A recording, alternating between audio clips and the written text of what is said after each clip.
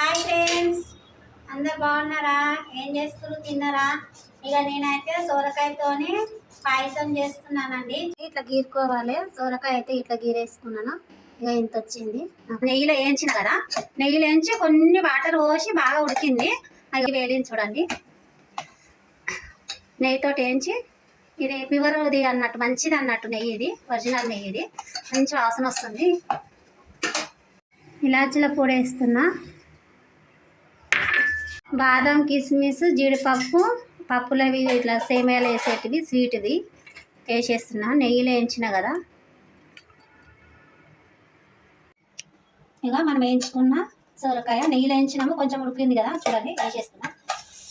పాలు బాగా మరిగినాయి. చక్కెర, ఇలాచి మొత్తం వేసి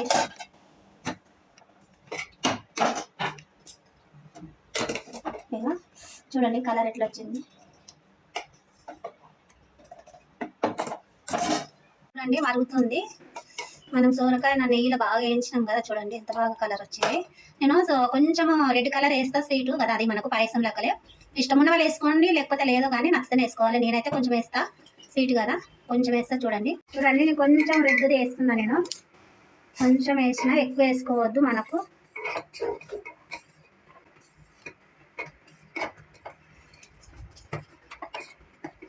కొంచెం మరగాలి ఇంకా. ఇది అండి సోరకాయ పాయసం అయితే రెడీ అయిపోయింది.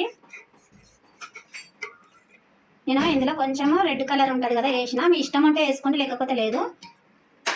అట్లా తెల్లగా ఉండదు అనుకుంటే ఇట్లా కలర్ వేసుకుంటే మీ ఇష్టం బట్టి వేసుకోండి. ఇట్లా సోరకాయ అనేది కనిపించకుండా మంచిగా టేస్ట్ కూడా బాగుంటుంది. చూడండి.